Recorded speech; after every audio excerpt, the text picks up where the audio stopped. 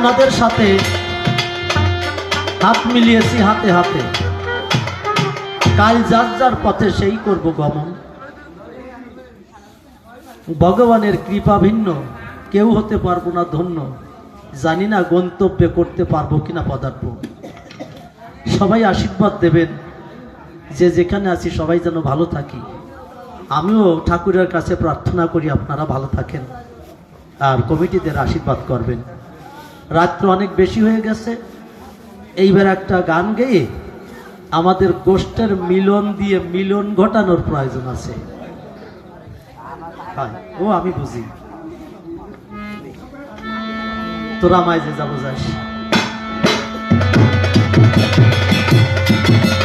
তোরা আমায়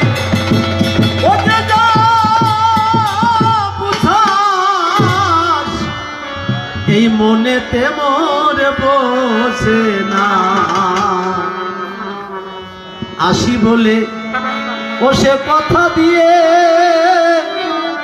ফিরে কেন এলো না। আরে তোরা আমায় যে যা বুঝাস মনেতে মোর বোঝে না, আসি বলে কথা দিয়ে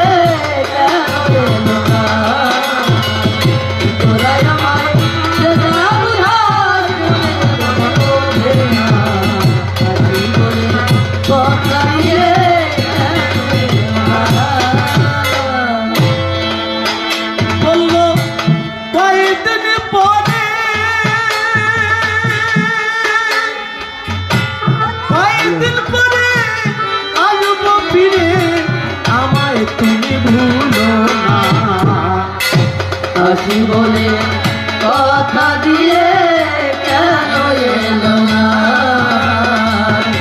তোরা আমায় যে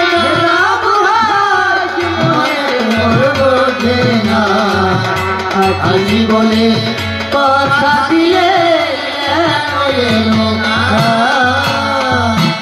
সখীরে, তোরা আমাকে যে যেমনই বুঝাস না কেন, আমি তো রাধা কৃষ্ণের সাথে আমার জীবনের সাথে বাধা। আমি কৃষ্ণ ছাড়া কিছুই বুঝি না, কিন্তু তোরা কি বলতে পারিস সে বলল আজ যাব কাল আসবো, কেন এলো না? এই বৃন্দাবন থেকে ফাঁকি দিয়ে ভগবান মিথ্যা কথা কইয়ে কেন চলে গেল? যে হে গোপীগণ, আমি কৃষ্ণ জনার্দন এই বৃন্দাবনে থাকবো না, মথুরায় যাব, কংসরে বধ করে কাল আবার ফিরে আসবো। 100 বছর গত হলো, আমার কৃষ্ণ নীলদল আর ফিরে এলো না, কেন ভগবান মানুষকে মিথ্যা কথা শিখালেন? বলতে পারিস? সেই রাধার দুঃখের কথা আমার হৃদয়ে গাথা, সেই গাথা হয়েছে আজ গান। বলল কয়েকদিন পরে, কয়েকদিন পরে আসবো ফিরে, আমায় জানো ভুলো না। আসি বলে কথা দিয়ে কেন এলো না।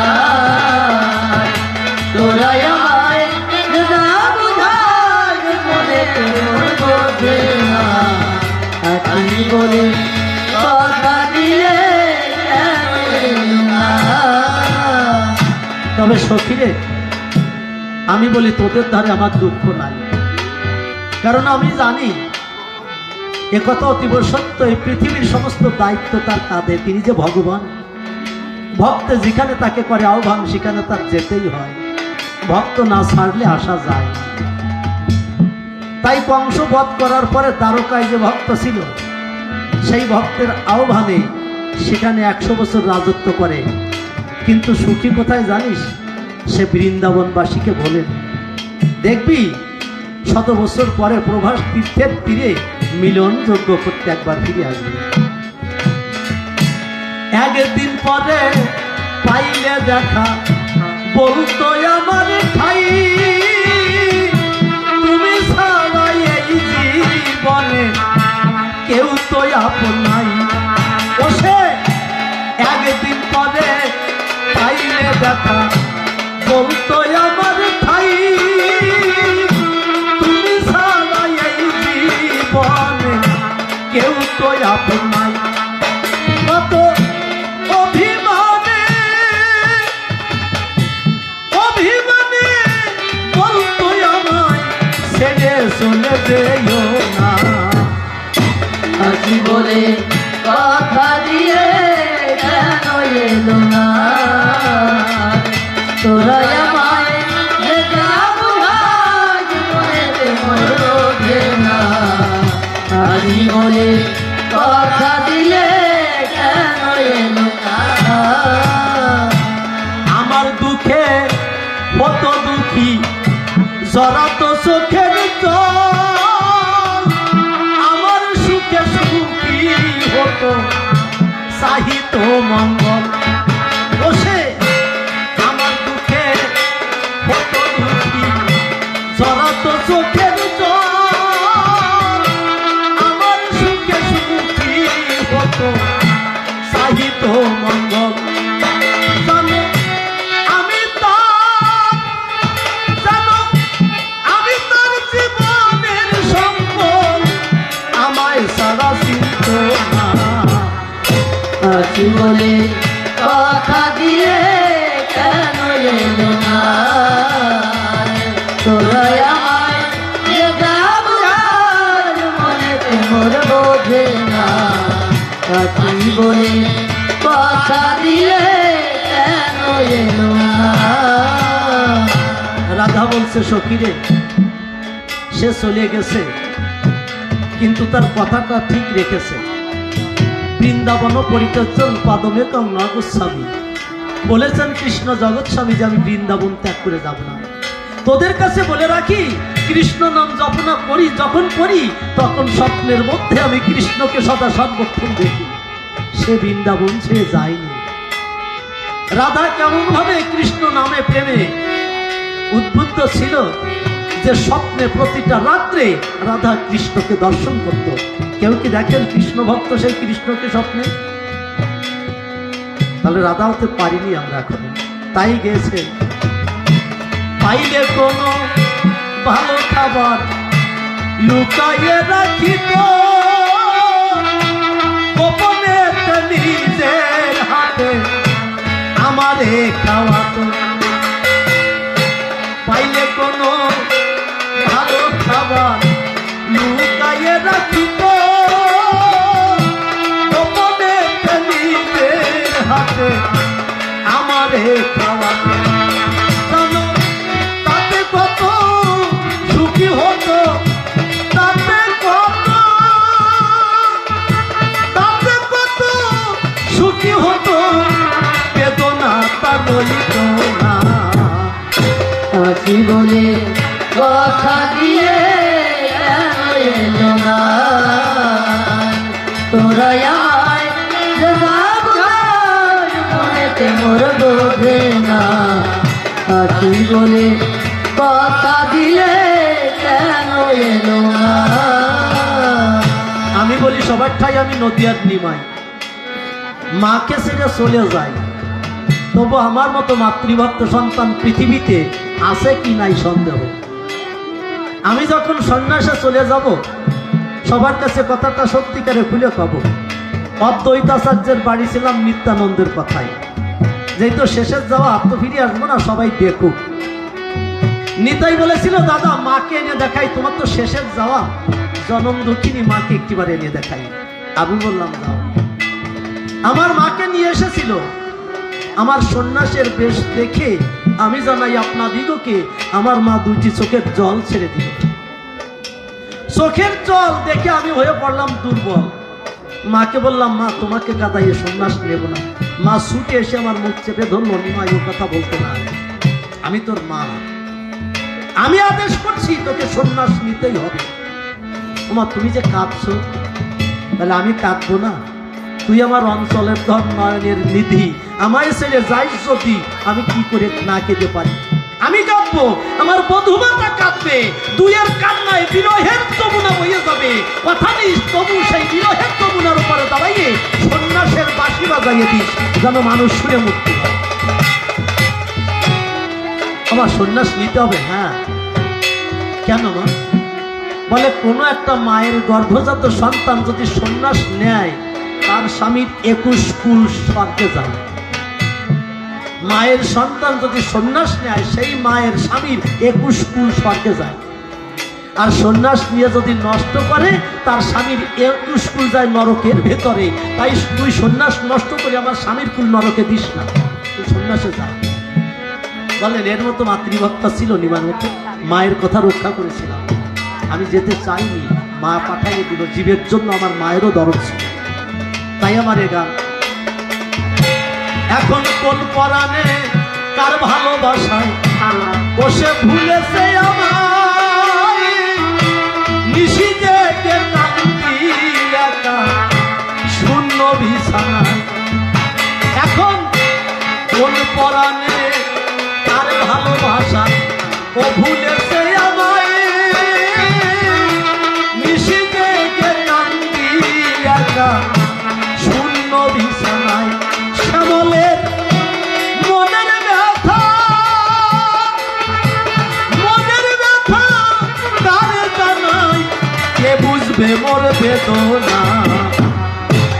আসি বলে কথা দিলে কেন এলো না? তোরাই আমার আমার মনে না। আসি বলে কথা দিলে কেন এলো না? 3 দিনের শেষে মিলন শোনার আসে, আপনারা আছেন বসে, মিলন দিতে হবে। এ বাবা, এ বৎসর টেকতেছে কেন? আপনারা মিলন শুনবেন, ভক্ত ভগবানের মিলন ঘটাইয়ে তারপরে আমরা বাড়ি যাই, জীবাত্মা পরমাত্মার সাথে মিশে যান। হ্যালো, বেশ বেশি হয়ে গেছে। হ্যালো,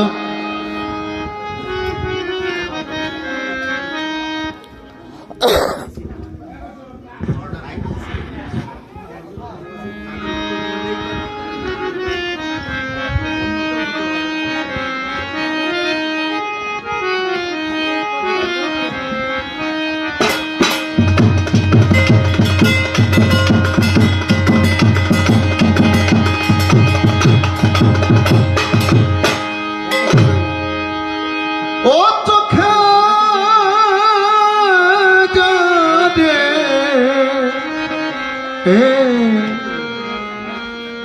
লাগে ভালো, ও প্রাণে তারে, ও প্রাণে তারে চাই রে। তোরে ধরে মানে ভালো, প্রাণে প্রাণে চাই গো। তোরে ধরে মানে ভালো, প্রাণে প্রাণে চাই গো। তোরে ধরে মানে ভালো, যেতে হবে যে যাহারে বাসে ভালো, তারে সদাই চাই গো। তোরে ধরে মানে ভালো, প্রাণে প্রাণে চাই গো। তোরে ধরে লাগে ভালো, আর 3 দিন ধরে হলো কবিতা, এখনো হলো তার সমাধান। আর বসে শ্রবণ করলে যত জানিবা, মিথ্যা কথা নয় গো। তোরে ধরে লাগে ভালো, প্রাণে প্রাণে চাই গো। তোরে ধরে লাগে ভালো, আমি হলাম শ্রীদাম হ্যালো, সখা, বিপদ খেতে হ্যালো, ভক্তি বাগান। আর শীঘ্র করে দাও হ্যাঁ দেখা, আমি তোমায় চাই গো। শ্রীদাম করে আমায় ডাকা ডাকি, কৃষ্ণ হয়ে কামনে ওই দূরেতে থাকি। ভক্ত ডাকলে দেই না ফাঁকি, এসেছি তাই গো। ওই হ্যাঁ কৃষ্ণ, কৃষ্ণ নিল দলে। হরিবল হরিবল হরিবল। এতক্ষণ কোথায় ছিলে, আর সেই কথা তুমি